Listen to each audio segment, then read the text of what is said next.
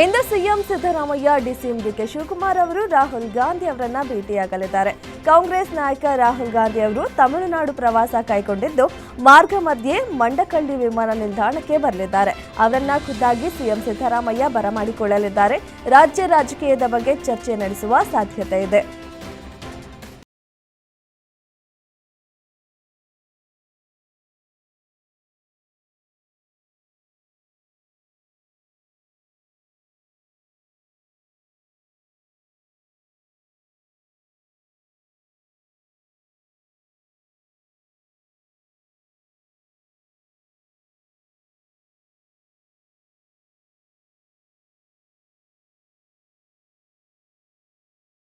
ನರೇಗಾ ಯೋಜನೆ ಸ್ವರೂಪ ಬದಲಾವಣೆ ಹಿನ್ನೆಲೆ ಕಲಬುರಗಿಯಲ್ಲಿ ಕೇಂದ್ರದ ವಿರುದ್ಧ ಸಿಎಂ ಸಿದ್ದರಾಮಯ್ಯ ವಾಗ್ದಾಳಿ ನಡೆಸಿದ್ರು. ಆರ್ಎಸ್ಎಸ್ನ ನಾಥೂರಾಮ್ ಗಾಂಧಿ ಅವರನ್ನ ಕೊಂದು ಹಾಕಿದ್ರು. ಈಗ ಗಾಂಧಿ ಹೆಸರು ಬದಲಾಯಿಸಿ ಅವರ ಹೆಸರನ್ನ ಕೊಂದಿದ್ದಾರೆ. ಇದು ಶ್ರೀರಾಮ ದಶರಥ ರಾಮ ಅಲ್ಲ, ನಾಥೂರಾಮ್ನ ರಾಮ. ರಾಮ್ಜಿ ಕಾಯ್ದೆ ರದ್ದು ಮಾಡುವವರೆಗೆ ನಾವು ಹೋರಾಡುತ್ತೇವೆ ಎಂದು ಸಿಎಂ ಆಕ್ರೋಶಗೊಂಡಿದ್ದಾರೆ.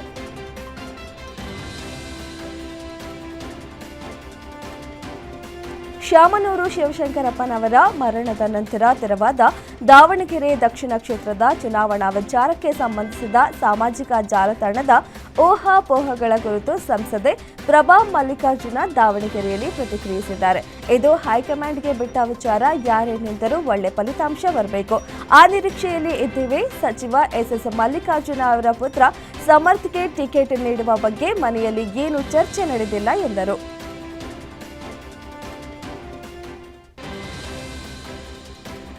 ಮೂಡಿಗೆರೆ ಕ್ಷೇತ್ರದ ಕಾಂಗ್ರೆಸ್ ಶಾಸಕಿ ನಯನಾ ಮೋಟಮ್ಮ ಅವರ ವಿರುದ್ಧ ಇನ್ಸ್ಟಾಗ್ರಾಂನಲ್ಲಿ ಅಶ್ಲೀಲ ಕಮೆಂಟ್ಗಳನ್ನು ಮಾಡಿದ ಪ್ರಕರಣಕ್ಕೆ ಸಂಬಂಧಿಸಿದಂತೆ ರಾಮನಗರ ಮೂಲದ ಯಕ್ಷಿತ್ ರಾಜ್ ಎಂಬ ಯುವಕನನ್ನ ಮೂಡಿಗೆರೆ ಪೊಲೀಸರು ಬಂಧಿಸಿ ನ್ಯಾಯಾಂಗ ಬಂಧನಕ್ಕೆ ಒಪ್ಪಿಸಿದ್ದಾರೆ. ಈ ಸಂಬಂಧ ಖುದ್ದು ಶಾಸಕಿ ನಯನಾ ಮೋಟಮ್ಮ ಪ್ರತಿಕ್ರಿಯಿಸಿದ್ದು, ನಾನು ಧೈರ್ಯವಾಗಿ ಜೀವನ ಮಾಡ್ತೇನೆ, ನನಗೆ ಯಾರ ಭಯವಿಲ್ಲ ಎಂದು ಗುಡುಗಿದ್ದಾರೆ.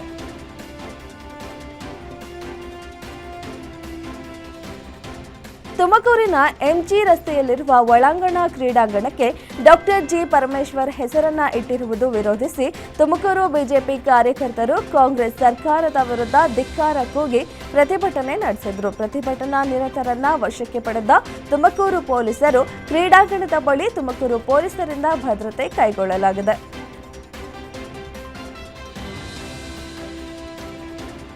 ಬಿಗ್ ಬಾಸ್ ಶೋಗೆ ಮತ್ತೊಂದು ಸಂಕಷ್ಟ ಎದುರಾಗಿದೆ. ಶೋ ಹಾಗೂ ನಿರೂಪಕ ಕಿಚ್ಚ ಸುದೀಪ್ ವಿರುದ್ಧ ದೂರು ದಾಖಲಾಗಿದೆ. ಕಿಚ್ಚ ಸುದೀಪ್ ರಣಹದ್ದಿನ ಫೋಟೋ ಕುರಿತು ನೀಡಿದ್ದ ಆ ಒಂದು ಮಾತು ಇದೀಗ ವಿವಾದಕ್ಕೆ ಕಾರಣವಾಗಿದ್ದು, ರಣಹದ್ದುಗಳ ಬಗ್ಗೆ ಸುದೀಪ್ ಆಡಿದ ಮಾತು ಪಕ್ಷಿ ಪ್ರಿಯರನ್ನ ಕೆರಳಿಸಿದ್ದು, ಅಳಿವಿನಂಚಿನಲ್ಲಿರುವ ಈ ಪಕ್ಷಿ ಬಗ್ಗೆ ಜನಪ್ರಿಯ ವ್ಯಕ್ತಿಗಳು ತಪ್ಪು ಮಾಹಿತಿ ನೀಡುವುದು ಸಮಾಜಕ್ಕೆ ಅಪಾಯ ಎಂದು ದೂರಿನಲ್ಲಿ ಉಲ್ಲೇಖಿಸಲಾಗಿದೆ.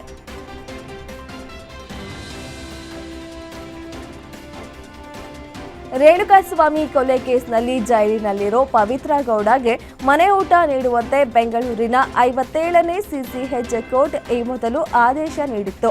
ಈ ಆದೇಶವನ್ನ ಜೈಲಿನ ಅಧಿಕಾರಿಗಳು ಪ್ರಶ್ನೆ ಮಾಡಿದ್ರು. ಈ ವಿಷಯದಲ್ಲಿ ಕೋರ್ಟ್ ತನ್ನದೇ ತೀರ್ಪನ್ನ ಮಾರ್ಪಾಡು ಮಾಡಿದೆ. ವಾರದಲ್ಲಿ ಒಮ್ಮೆ ಮಾತ್ರ ಊಟ ನೀಡಲು ಅವಕಾಶ ನೀಡಿದೆ. ಇದರಿಂದ ಪವಿತ್ರಗೆ ಹಿನ್ನಡೆ ಆಗಿದೆ.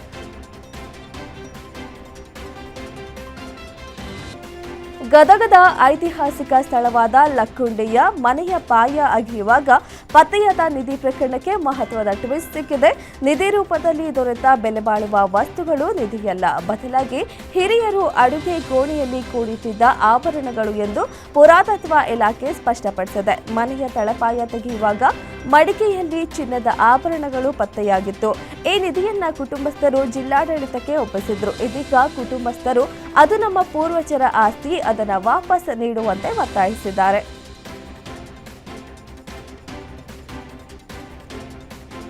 ಬೆಂಗಳೂರು ಉತ್ತರ ತಾಲೂಕಿನ ಕುದರಗೆರೆ ಗ್ರಾಮದ ನಡು ರಸ್ತೆಯಲ್ಲಿ ಇಂದು ಹಾಡುಹಗಲೇ ಕೊಡಲಿಯಿಂದ ಕೊಚ್ಚಿ ವೃದ್ಧ ಮಹಿಳೆಯ ಬರ್ಬರವಾಗಿ ಹತ್ಯೆ ಮಾಡಿರುವ ಘಟನೆ ನಡೆದಿದೆ. 55 ವರ್ಷದ ದಾಕ್ಷಾಯಣಮ್ಮ ಕೊಲೆಯಾದ ವೃದ್ಧೆಯಾಗಿದ್ದು, ಮೊಮ್ಮಗನ ಮುಂದೆಯೇ ಅಜ್ಜಿಯನ್ನ ಭೀಕರವಾಗಿ ಕೊಚ್ಚಿ ಕೊಲೆ ಮಾಡಿ ದುಷ್ಕರ್ಮಿ ಪರಾರಿಯಾಗಿದ್ದಾನೆ. ಸ್ಥಳಕ್ಕೆ ಮಾತನಾಯಕನಹಳ್ಳಿ ಠಾಣೆ ಪೊಲೀಸರು ಭೇಟಿ ನೀಡಿ ಪರಿಶೀಲನೆ ನಡೆಸಿ ಆರೋಪಿ ಪತ್ತೆಗೆ ಬಲೆ ಬೀಸಿದ್ದಾರೆ.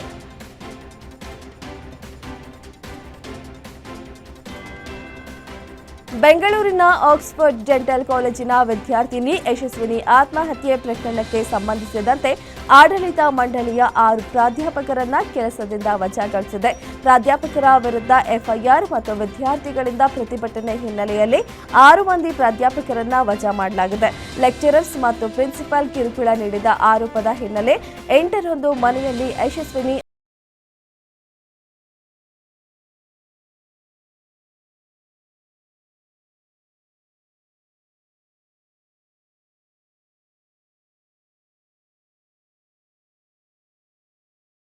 ನಡೆದಿದೆ. ಸಾಲದ ಪ್ರತಿ ತಿಂಗಳ ಇಎಂಐ ಕಟ್ಟಲಾಗದೆ ಮನನೊಂದು ವೆಂಕಟೇಶ ನಾಯ್ಕ್ ಎಂಬಾತ ತನ್ನ ಮನೆಯ ಫಾನೆಗೆ ನೇಣು ಬಿಗಿದುಕೊಂಡು ಆತ್ಮಹತ್ಯೆ ಮಾಡಿಕೊಂಡಿದ್ದಾನೆ. ಘಟನೆ ಸಂಬಂಧ ಮಾದನಾಯಕನಹಳ್ಳಿ ಪೊಲೀಸ್ ಠಾಣೆಯಲ್ಲಿ ಪ್ರಕರಣ ದಾಖಲಾಗಿದೆ.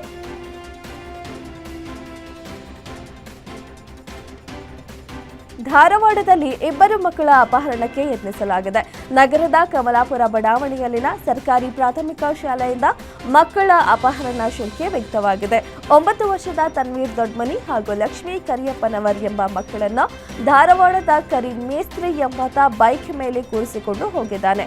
ಈ ದೃಶ್ಯ ಸಿಸಿಟಿವಿಯಲ್ಲಿ ಸೆರೆಯಾಗಿದೆ. ಕಿಡಿಗೇಡಿಯಿಂದ ಧಾರವಾಡ ಪೊಲೀಸರು ಮಕ್ಕಳನ್ನ ರಕ್ಷಿಸಿದ್ದಾರೆ.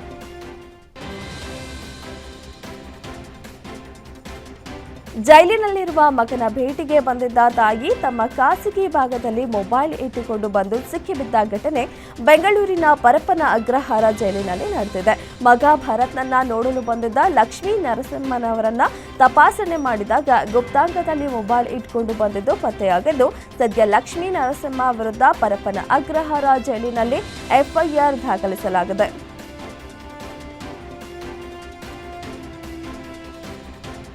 ಮಂಗಳೂರು ಸಿಸಿಬಿ ಪೊಲೀಸರು ಭರ್ಜರಿ ಕಾರ್ಯಾಚರಣೆಯ ಡ್ರಗ್ಸ್ ಪೂರೈಸುತ್ತಿದ್ದ ಉಗಾಂಡ ಮೂಲದ ವಿದೇಶಿ ಮಹಿಳೆಯನ್ನ ಬೆಂಗಳೂರಿನಲ್ಲಿ ಬಂಧಿಸಿದ್ದಾರೆ. ಆರೋಪಿ ಮಹಿಳೆಯಿಂದ 4 ಕೋಟಿ ಮೌಲ್ಯದ 4 ಕೆಜಿ ಎಂಡಿಎಂಎ ಡ್ರಗ್ಸ್ ವಶಕ್ಕೆ ಪಡೆದಿದ್ದಾರೆ.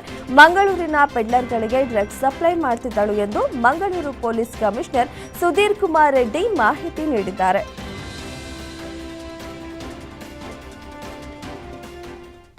ನಾನ್ ಕನ್ನಡಿಗ ಎಚ್ಆರ್ ಕೆಲಸಕ್ಕೆ ಬೇಕು ಎಂದು ಪ್ರಕಟಣೆ ಹೊರಡಿಸಿ ಕನ್ನಡಿಗರನ್ನ ಕೆರಳಿಸಿದ್ದ ಬೆಂಗಳೂರಿನ ಖಾಸಗಿ ಕಂಪನಿ ಇದೀಗ ಕ್ಷಮೆ ಯಾಚಿಸಿದೆ.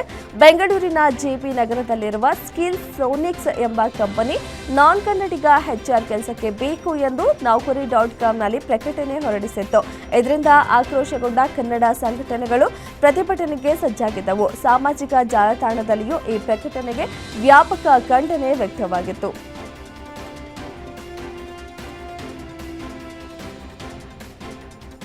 ಕಲಬುರಗಿ ಕಮಿಷನರ್ ಕಚೇರಿ ಅಂತಾರಾಷ್ಟ್ರೀಯ ಪ್ರಶಸ್ತಿಗೆ ಪಾತ್ರವಾಗಿದೆ. ಜನಸ್ನೇಹಿ ವ್ಯವಸ್ಥೆ, ತ್ವರಿತ ನಾಗರಿಕ ಸೇವೆ, ವೃತ್ತಿಪರತೆ ಹಾಗೂ ಆಡಳಿತದಲ್ಲಿ ಗುಣಮಟ್ಟ ಸೇರಿದಂತೆ ಹಲವು ವಿಭಾಗಗಳಲ್ಲಿ ಅತ್ಯುತ್ತಮ ಸುಧಾರಣೆ ಪರಿಗಣಿಸಿ ಅಂತಾರಾಷ್ಟ್ರೀಯ ಐಎಸ್ಒ 2025 ಪ್ರಶಸ್ತಿಗೆ ಕಲಬುರಗಿ ನಗರ ಪೊಲೀಸ್ ಕಮಿಷನರ್ ಕಚೇರಿ ಭಾಜನವಾಗಿದೆ. ಸಚಿವರಾದ ಪ್ರಿಯಾಂಕ್ ಖರ್ಗೆ, ಡಾಕ್ಟರ್ ಶರಣಪ್ರಕಾಶ್ ಪಾಟೀಲ್, ಪೊಲೀಸ್ ಆಯುಕ್ತ ಡಾಕ್ಟರ್ ಎಸ್.ಡಿ. ಶರಣಪ್ಪ ಸೇರಿದಂತೆ ಹಲವರು ಅಭಿನಂದನೆ ತಿಳಿಸಿದ್ದಾರೆ.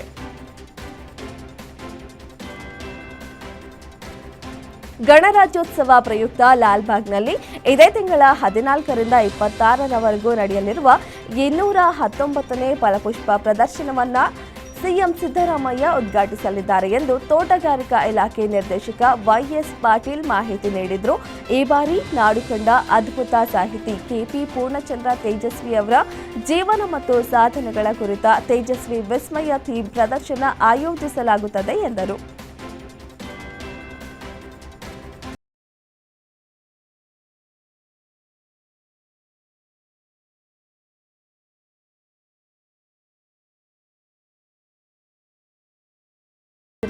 ಕಾರ್ಯಾಚರಣೆಯಲ್ಲಿ ತಾಂತ್ರಿಕ ದೋಷ ಕಾಣಿಸಿಕೊಂಡಿದೆ. ಇಸ್ರೋ ಮಾಹಿತಿ ಪ್ರಕಾರ ಮೊದಲ 2 ಹಂತದ ಕಾರ್ಯಾಚರಣೆ ಯಶಸ್ವಿಯಾಗಿ ಪೂರೈಸಿ 3ನೇ ಹಂತದ ವೇಳೆ ಅಡಚಣೆ ಉಂಟಾಗಿದ್ದು, ಈ ಮೂಲಕ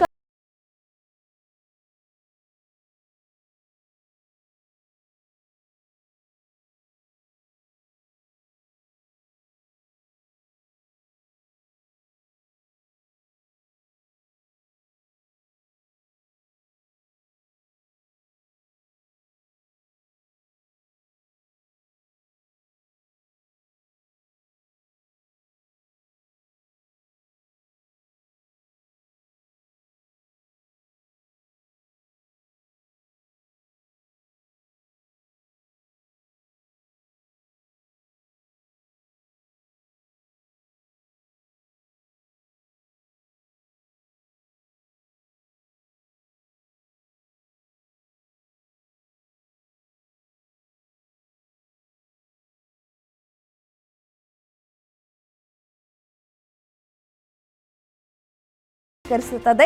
ಯುವಕರು ಮೊದಲು ರಾಷ್ಟ್ರದ ಪ್ರಜ್ಞೆಯನ್ನ ಹೊಂದಿರಬೇಕು. ಯುವಕರ ಶಕ್ತಿಯೇ ಭಾರತದ ಶಕ್ತಿಯಾಗುತ್ತದೆ. ಯುವಕರು ಎಂದಿಗೂ ಅಪಾಯಗಳನ್ನು ಅಥವಾ ಸವಾಲುಗಳನ್ನು ಸ್ವೀಕರಿಸಲು ಹಿಂಜರಿಯಬೇಡಿ. ಸರ್ಕಾರ ಸದಾ ನಿಮ್ಮೊಂದಿಗೆ ಇರುತ್ತದೆ ಎಂದು ಅವರು ಹೇಳಿದರು.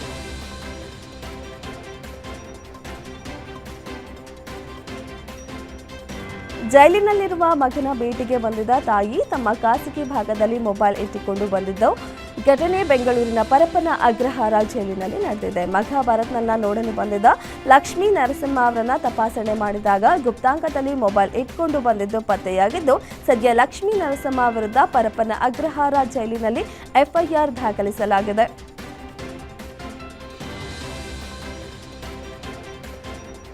ಪ್ರಧಾನಿ ನರೇಂದ್ರ ಮೋದಿ ಮತ್ತು German chancellor Friedrich Merz April 22ರ ಪಹಲ್ಗಾಮ್ ಭಯೋತ್ಪಾದಕ ದಾಳಿ, ನವೆಂಬರ್ 10ರ ದೆಹಲಿ ಸ್ಫೋಟವನ್ನು ಖಂಡಿಸಿ ಹೇಳಿಕೆ ನೀಡಿದ್ದಾರೆ. ಅಂತಾರಾಷ್ಟ್ರೀಯ ಕಾನೂನು ಮತ್ತು ವಿಶ್ವಸಂಸ್ಥೆಯ ಚಾರ್ಟರ್ ಪ್ರಕಾರ ಸಮಗ್ರ ಮತ್ತು ನಿರಂತರ ರೀತಿಯಲ್ಲಿ ಭಯೋತ್ಪಾದನೆಯನ್ನು ಎದುರಿಸಲು ಸಂಘಟಿತ ಅಂತಾರಾಷ್ಟ್ರೀಯ ಪ್ರಯತ್ನಗಳಿಗೆ ಕರೆ ನೀಡಿದರು.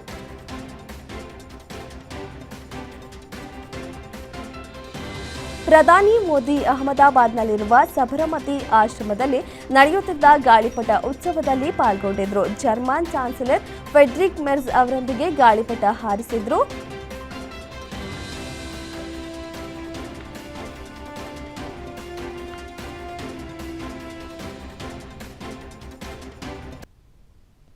ಮಾಜಿ ಉಪರಾಷ್ಟ್ರಪತಿ ಜಗದೀಪ್ ಧನ್ಕರ್ ಅವರ ಆರೋಗ್ಯದಲ್ಲಿ ಏರುಪೇರಾಗಿದ್ದು, ಎರಡೆರಡು ಬಾರಿ ಪ್ರಜ್ಞೆ ಕಳೆದುಕೊಂಡ ಅವರನ್ನ ಆಸ್ಪತ್ರೆಗೆ ದಾಖಲಿಸಲಾಗಿದೆ ಎಂದು ತಿಳಿದುಬಂದಿದೆ.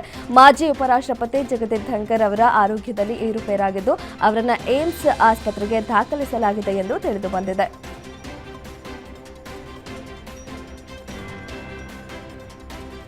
ಪಂಜಾಬ್ನ ಆಮ್ ಆದ್ಮಿ ಪಕ್ಷದ ನಾಯಕ ರಾಘವ್ ಚಡ್ಡಾ ಒಂದು ದಿನದ ಮಟ್ಟಿಗೆ ಡೆಲಿವರಿ ಬಾಯ್ ಆಗಿ ಬದಲಾಗಿದ್ದರು. ಡೆಲಿವರಿ ಬಾಯ್ಗಳು ಎದುರಿಸುತ್ತಿರುವ ತೊಂದರೆಗಳನ್ನು ಅರ್ಥ ಮಾಡಿಕೊಳ್ಳಲು ಅವರು ವೈಯಕ್ತಿಕವಾಗಿ ಜನರ ಮನೆಗಳಿಗೆ ದಿನಸಿ ಮತ್ತಿತರ ಪದಾರ್ಥಗಳನ್ನು ತಲುಪಿಸಿದರು. ಅವರು ಇದರ ವಿಡಿಯೋವನ್ನು ತಮ್ಮ ಸಾಮಾಜಿಕ ಮಾಧ್ಯಮ ಖಾತೆಯಲ್ಲಿ ಹಂಚಿಕೊಂಡಿದ್ದಾರೆ.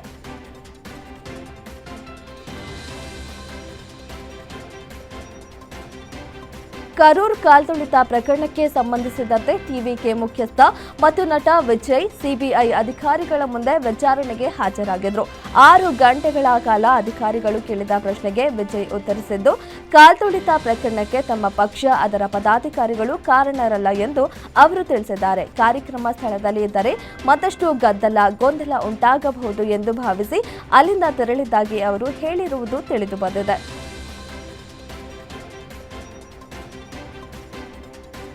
ನಟ ವಿಜಯ್ ನಟಿಸಿರುವ ತಮಿಳು ಚಿತ್ರ ಜನನಾಯಕನ್ ಸೆನ್ಸಾರ್ ವಿವಾದ ಈಗ ಸುಪ್ರೀಂ ಕೋರ್ಟ್ ಮೆಟ್ಟಿಲೇರಿದೆ. ಸಿನಿಮಾ ನಿರ್ಮಾಪಕರು ಮದ್ರಾಸ್ ಹೈಕೋರ್ಟ್ ವಿಭಾಗೀಯ ಪೀಠದ ಆದೇಶದ ವಿರುದ್ಧ ಸುಪ್ರೀಂ ಕೋರ್ಟ್ಗೆ ಅರ್ಜಿ ಸಲ್ಲಿಸಿದ್ದಾರೆ. ಸಿನಿಮಾಗೆ ಸೆನ್ಸಾರ್ ಸರ್ಟಿಫಿಕೇಟ್ ನೀಡಲು ನಿರ್ದೇಶನ ನೀಡಬೇಕೆಂದು ಮನವಿ ಮಾಡಿದ್ದಾರೆ. ನಟ ವಿಜಯ್ ಅವರ ಕೊನೆಯ ಚಿತ್ರ ಎಂದು ಹೇಳಲಾದ ಈ ಚಿತ್ರ ಟಿವಿಕೆ ಪಕ್ಷವನ್ನು ಸ್ಥಾಪಿಸುವ ಮೂಲಕ ಚುನಾವಣಾ ರಾಜಕೀಯಕ್ಕೆ ಧುಮುಕಿದ್ದಾರೆ.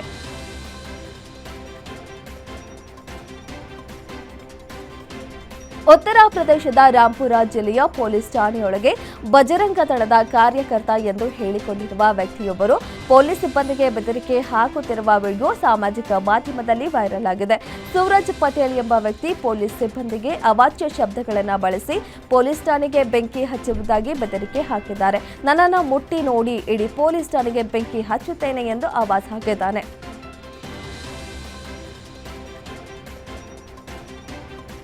ಇಂತಹ ಸ್ಥಿತಿ ಯಾರಿಗೂ ಬೇಡ. ಇಬ್ಬರು ತಮ್ಮ ಮುದ್ದು ಮಗುವಿನ ಬರುವಿಕೆಗಾಗಿ ಕಾತರದಿಂದ ಕಾದಿದ್ದರು. ಇನ್ನೇನು ಹೆರಿಗೆ ದಿನವೂ ಬಂದೇ ಬಿಟ್ಟಿತು. ಅಲ್ಲಿ ಪತ್ನಿ ಹೆರಿಗೆ ನೋವಿನಿಂದ ಬಳಲುತ್ತಿದ್ದರೆ ಈತ ಪತಿ ಅಪಘಾತದಲ್ಲಿ ಸಾವನ್ನಪ್ಪಿದ್ದರು. ಅದಾದ ಬಳಿಕ ಸುಸೂತ್ರವಾಗಿ ಹೆರಿಗೆಯೇನೂ ಆಯಿತು. ಆದರೆ ಮಗುವನ್ನ ನೋಡಲು ತಂದೆಯೇ ಇರಲಿಲ್ಲ. ಇದು ಸೈನಿಕನ ಕುಟುಂಬದ ಮನಕಲುಕುವ ಕತೆ. ಪಿತೃತ್ವ ರಜೆ ಪಡೆದು ಊರಿಗೆ ಬಂದಿದ್ದ ಸೈನಿಕ ಪ್ರಬೋಧ್ ಪರಶುರಾಮ್ ಬೈಕಿನಲ್ಲಿ ತೆರಳುತ್ತಿರುವಾಗ ಪಿಕಪ್ ಟ್ರಕ್ ಡಿಕ್ಕಿ ಹೊಡೆದ ಪರಿಣಾಮ ಅವರು ಸಾವನ್ನಪ್ಪಿರುವ ಘಟನೆ ಮಹಾರಾಷ್ಟ್ರದ ಸತಾರಾದಲ್ಲಿ ನಡೆದಿದೆ.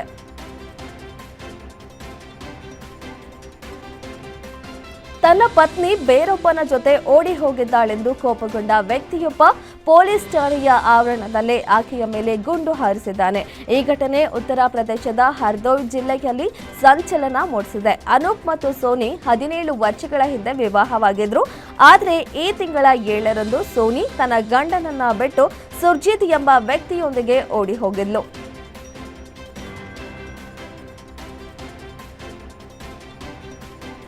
ಹಿಮಾಚಲ ಪ್ರದೇಶದ ಸೋಲನ್ ಜಿಲ್ಲೆಯ ಅಪಾರ್ಟ್ಮೆಂಟ್ ಕಟ್ಟಡವೊಂದರಲ್ಲಿ ಸಂಭವಿಸಿದ ಭಾರೀ ಬೆಂಕಿ ಅವಘಡದಲ್ಲಿ 8 ವರ್ಷದ ಮಗು ಸಾವನ್ನಪ್ಪಿದ್ದು, ನೇಪಾಳಿ ಮೂಲದ ವಲಸೆ ಕಾರ್ಮಿಕರು ಸೇರಿದಂತೆ ಹಲವರು ಸಿಲುಕಿಕೊಂಡಿದ್ದಾರೆ. ಹಲವರು ಅಂಗಡಿಗಳು ಸುಟ್ಟು ಭಸ್ಮವಾಗಿವೆ. ನಿರಂತರವಾಗಿ ಸಿಲಿಂಡರ್ ಸ್ಫೋಟಗಳು ಉಂಟಾಗಿದ್ದರಿಂದ ಬೆಂಕಿ ನಂದಿಸುವುದು ಕಷ್ಟವಾಗಿದೆ.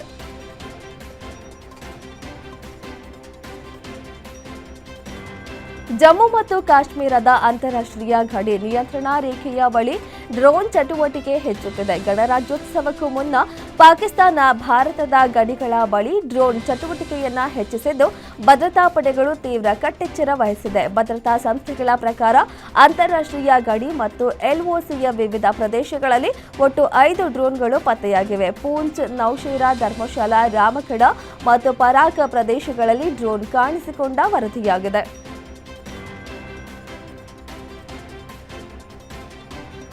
ಪಶ್ಚಿಮ ಬಂಗಾಳದಲ್ಲಿ 2 ನಿಫಾ ವೈರಸ್ ಪ್ರಕರಣಗಳು ವರದಿಯಾಗಿವೆ. 2 ನರ್ಸ್ಗಳಿಗೆ ನಿಫಾ ವೈರಸ್ ಪಾಸಿಟಿವ್ ದೃಢಪಟ್ಟಿದ್ದು, ಅವರ ಆರೋಗ್ಯ ಸ್ಥಿತಿ ಗಂಭೀರವಾಗಿದೆ. ರಾಜ್ಯದ ಉತ್ತರ 24 ಪರಗಣ ಜಿಲ್ಲೆಯ ಖಾಸಗಿ ಆಸ್ಪತ್ರೆಯ ತೀವ್ರ ನಿಗಾ ಘಟಕದಲ್ಲಿ ಈ 2 ಸೋಂಕಿತರು ಚಿಕಿತ್ಸೆ ಪಡೆಯುತ್ತಿದ್ದಾರೆ. ಆರಂಭದಲ್ಲಿ ಅವರು ತಲೆನೋವು, ಗಂಟಲು ನೋವು, ಪ್ರಜ್ಞಾಹೀನತೆ, ಸೆಳೆತ, ಜ್ವರದ ಲಕ್ಷಣಗಳು ಕಾಣಿಸಿಕೊಂಡಿದ್ದು, ಸ್ಥಳೀಯ ಸರ್ಕಾರಿ ಆಸ್ಪತ್ರೆಗೆ ದಾಖಲಿಸಲಾಗಿದೆ.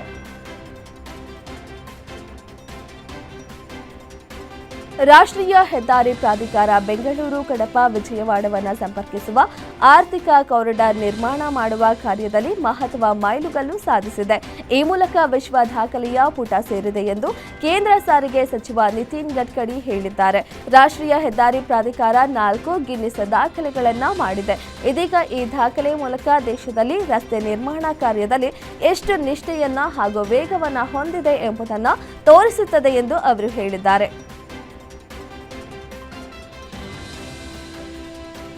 ಬಂಗಾಳದಲ್ಲಿ ಪ್ರತ್ಯೇಕ ಘಟನೆಯಲ್ಲಿ ಹಿಂದೂ ವ್ಯಕ್ತಿಗಳಾದ ಗಾಯಕ ಪರ್ಲೋಯ್ ಚಾಕಿ ಹಾಗೂ ಆಟೋ ಚಾಲಕನನ್ನ ಥಳಿಸಿ ಕೊಲ್ಲಲಾಗಿದೆ. ಅವಾಮಿ ಲೀಗ್ ಕಾರ್ಯಕರ್ತ ಚಾಕಿಯನ್ನ ನ್ಯಾಯಾಂಗ ಬಂಧನದಲ್ಲಿದ್ದಾಗ ಹತ್ಯೆ ಮಾಡಲಾಗಿದ್ದು, ಚಿತ್ತಗಾಂಗ್ನಲ್ಲಿ ದಾಳಿಕೋರರ ಗುಂಪೊಂದು 28 ವರ್ಷದ ಆಟೋ ಚಾಲಕ ಸಮೀರ್ ದಾಸ್ ಎಂಬಾತನನ್ನ ಹತ್ಯೆ ಮಾಡಿ ಬಳಿಕ ಆತನ ಎಲೆಕ್ಟ್ರಿಕ್ ಆಟೋವನ್ನ ಕಸಿದುಕೊಂಡು ಸ್ಥಳದಿಂದ ಪರಾರಿಯಾಗಿದ್ದಾರೆ.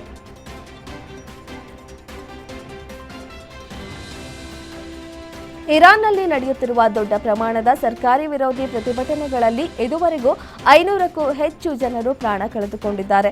ಅಮೆರಿಕ ಅಧ್ಯಕ್ಷ ಡೊನಾಲ್ಡ್ ಟ್ರಂಪ್ ಇರಾನ್ಗೆ ಕ್ರಮ ಕೈಗೊಳ್ಳುವಂತೆ ನಿರಂತರವಾಗಿ ಎಚ್ಚರಿಕೆ ನೀಡುತ್ತಿದ್ದಾರೆ. ಈ ಮಧ್ಯೆ ಅಮೆರಿಕದ ಲಾಸ್ ಏಂಜಲೀಸ್ನಲ್ಲಿ ಅಪಘಾತವೊಂದು ಸಂಭವಿಸಿದೆ. ಇರಾನ್ನ ಗಡೀಪಾರುಗೊಂಡ ರಾಜಕುಮಾರ ಮೊಹಮ್ಮದ್ ರಿಜಾ ಪಹಲವಿ ಅವರ ಬೆಂಬಲಿಗರು ಇರಾನ್ನಲ್ಲಿ ನಡೆಸುತ್ತಿರುವ ಪ್ರತಿಭಟನಾಕಾರರನ್ನ ಬೆಂಬಲಿಸಿ ಬೀದಿಗಿಳಿದಾಗ ಈ ಘಟನೆ ಸಂಭವಿಸಿದೆ.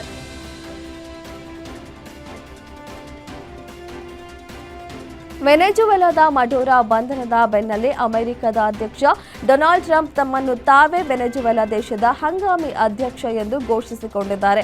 ಈ ಬಗ್ಗೆ ಟ್ರೂತ್ ಸೋಷಿಯಲ್ ಮೀಡಿಯಾದಲ್ಲಿ ಘೋಷಿಸಿಕೊಂಡಿದ್ದಾರೆ. ವೆನೆಜುವೆಲಾ ಕಚ್ಚಾ ತೈಲವನ್ನ ಅಮೆರಿಕವೇ ಮಾರಾಟ ಮಾಡುತ್ತಿದೆ. ಈ ಸುದ್ದಿ ಇದೀಗ ಜಾಗತಿಕ ಮಟ್ಟದಲ್ಲಿ ಭಾರೀ ಸಂಚಲನಕ್ಕೆ ಕಾರಣವಾಗಿದೆ.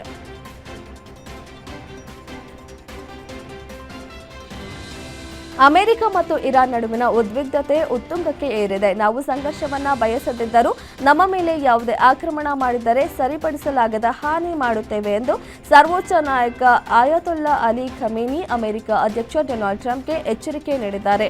ಹಿಂದಿನ ದಾಳಿಗಳು ಮತ್ತು ನಿರ್ಬಂಧಗಳಿಂದ ಉಂಟಾದ ಆರ್ಥಿಕ ಒತ್ತಡವನ್ನು ಉಲ್ಲೇಖಿಸಿ ಅಮೆರಿಕ ಅಧ್ಯಕ್ಷರ ಕೈಗಳು ಇರಾನಿಯನ್ನರ ರಕ್ತದ ಕಲೆಗಳಿಂದ ಕೂಡಿವೆ ಎಂದು ಹೇಳಿದ್ದಾರೆ.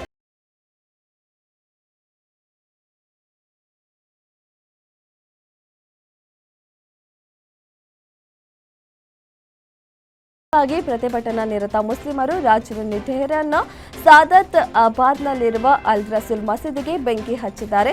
ಸಾದತ್ ಅಬಾದ್ನಲ್ಲಿರುವ ಅಲ್ ರಸೂಲ್ ಮಸೀದಿಯನ್ನ ಸರ್ಕಾರಿ ಭದ್ರತಾ ಪಡೆಗಳು ಜೊತೆಗೆ ಬಸೀಸ್ ಅರಸೇನಾ ಪಡೆಗಳು ಜನರ ವಿರುದ್ಧ ತಮ್ಮ ನೆಲೆಗಳನ್ನಾಗಿ ಬಳಸಿಕೊಳ್ಳುತ್ತಿವೆ ಎಂಬ ಕಾರಣಕ್ಕಾಗಿ ಪ್ರತಿಭಟನಾಕಾರರು ಮಸೀದಿಗಳನ್ನು ಗುರಿಯಾಗಿಸಿಕೊಂಡಿದ್ದಾರೆ ಎನ್ನಲಾಗಿದೆ.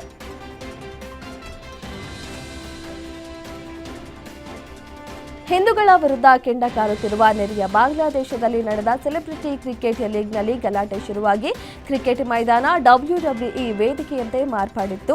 30 ವರ್ಷಕ್ಕಿಂತ ಹೆಚ್ಚಿನ ಪುರುಷರು ಹಾಗೂ ಮಹಿಳೆಯರು ಈ ಗಲಾಟೆಯಲ್ಲಿ ಭಾಗಿಯಾಗಿದ್ದರು. ಪಂದ್ಯದ ವೇಳೆ ವಂಡರಿ ಹಾಗೂ ಔಟ್ ನಿರ್ಣಯಕ್ಕೆ ಗಲಾಟೆ ಶುರುವಾಗಿ ವಿಕೋಪಕ್ಕೆ ತಿರುಗಿದ್ದು ಘಟನೆಯಲ್ಲಿ 6 ಮಂದಿಗೆ ಗಾಯಗಳಾಗಿದ್ದು ಆಸ್ಪತ್ರೆಗೆ ಸೇರಿದ್ದಾರೆ.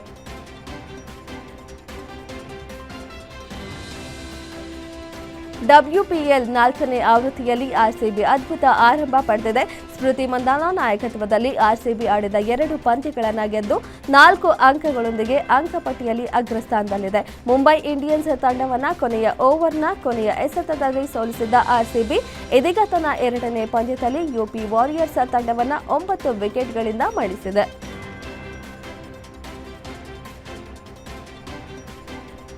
ಯುಪಿ ವಾರಿಯರ್ಸ್ ತಂಡ ನೀಡಿರುವ 144 ರನ್ಗಳ ಗುರಿ ಬೆನ್ನಟ್ಟಿದ್ದ ಆರ್ಸಿಬಿ ಭರ್ಜರಿ ಆರಂಭ ಕಂಡಿತು. ಅದರಲ್ಲೂ ಕೇವಲ 8 ಓವರ್ಗಳಲ್ಲಿ ತಂಡ ಶತಕದ ಗಡಿ ದಾಟಿತು. ಈ ವೇಳೆ ಸಿಡಿಲಬ್ಬರದ ಬ್ಯಾಟಿಂಗ್ ಪ್ರದರ್ಶಿಸಿದ ಗ್ರೇಸ್ ಹ್ಯಾರಿಸ್ ಕೇವಲ 22 ಎಸೆತಗಳಲ್ಲಿ ಅರ್ಧಶತಕ ಪೂರೈಸಿದ್ರು. ಪವರ್ ಪ್ಲೇನ ಕೊನೆಯ ಓವರ್ನಲ್ಲಿ ಅಂದರೆ 6ನೇ ಓವರ್ನಲ್ಲಿ ಉಗ್ರರೂಪ ತಾಳಿದ ಹ್ಯಾರಿಸ್ ಬೌಂಡರಿ ಹಾಗೂ ಸಿಕ್ಸರ್ಗಳ ಮಳೆಗರೆದು ಬರೋಬ್ಬರಿ 32 ರನ್ ಕಲೆ ಹಾಕಿದ್ರು.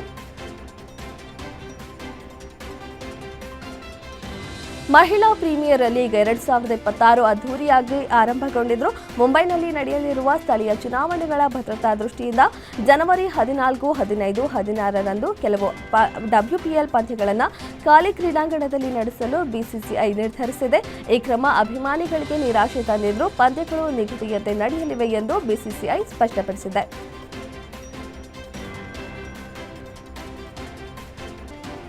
ಇಂಡಿಯನ್ ಪ್ರೀಮಿಯರ್ ಲೀಗ್ ಟೂರ್ನಿಯಲ್ಲಿ ವಿಭಿನ್ನ ತಂಡಗಳ ಪರ ಆಡಿದ್ದ ಕರ್ನಾಟಕದ ಸ್ಪಿನ್ನರ್ ಕೆಸಿ ಕಾರ್ಯಪ್ಪ ಅವರು ಭಾರತೀಯ ಕ್ರಿಕೆಟ್ಗೆ ವಿದಾಯ ಹೇಳಿದ್ದಾರೆ. ತಮ್ಮ ಸೋಷಿಯಲ್ ಮೀಡಿಯಾ ಖಾತೆಗಳಲ್ಲಿ ಭಾವನಾತ್ಮಕ ಪೋಸ್ಟ್ ಅನ್ನು ಹಂಚಿಕೊಳ್ಳುವ ಮೂಲಕ ಸ್ಪಿನ್ನರ್ ನಿವೃತ್ತಿ ಘೋಷಿಸಿದ್ದಾರೆ.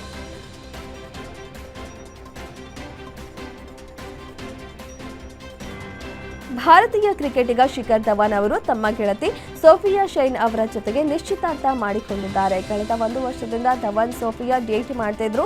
ಇದೀಗ ಈ ಜೋಡಿ ತಮ್ಮ ಇನ್ಸ್ಟಾಗ್ರಾಮ್ ಪೋಸ್ಟ್ ಮೂಲಕ ನಾವಿಬ್ಬರು ನಿಶ್ಚಿತಾರ್ಥ ಮಾಡಿಕೊಂಡಿದ್ದೇವೆ ಎಂದು ತಿಳಿಸಿದ್ದಾರೆ. ಧವನ್ ಸೋಫಿಯಾ ನಿಶ್ಚಿತಾರ್ಥಕ್ಕೆ ಕ್ರಿಕೆಟಿಗರು, ಬಾಲಿವುಡ್ ಸೆಲೆಬ್ರಿಟಿಗಳು ಸೇರಿದಂತೆ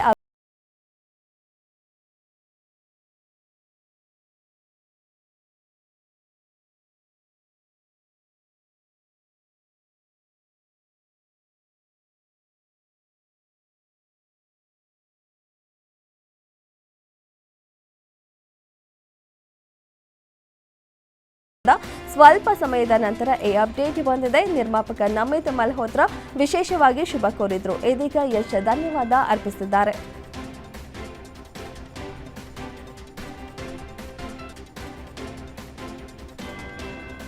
G9 ಕಮ್ಯುನಿಕೇಷನ್ ಅಂಡ್ ಮೀಡಿಯಾ ಹಾಗೂ ನಿರಂತರ ಪ್ರೊಡಕ್ಷನ್ ಸಂಸ್ಥೆಯ ಸಹಯೋಗದಲ್ಲಿ ನಿರ್ಮಾಣವಾಗಿರುವ ಗುರುರಾಜ್ ಕುಲಕರ್ಣಿ ನಿರ್ದೇಶನದ ನೂತನ ಚಿತ್ರದ ಶೀರ್ಷಿಕೆ ಅನಾವರಣ ಮತ್ತು ಟೈಟಲ್ ಟೀಸರ್ ಬಿಡುಗಡೆ ಸಮಾರಂಭ ಬೆಂಗಳೂರಿನಲ್ಲಿ ನಡೆದಿದೆ. ಈ ಚಿತ್ರದ ಶೀರ್ಷಿಕೆ ಮತ್ತು ಟೈಟಲ್ ಟೀಸರ್ ಅನ್ನು ಕಿಚ್ಚ ಸುದೀಪ್ ಬಿಡುಗಡೆ ಮಾಡಿದ್ದಾರೆ.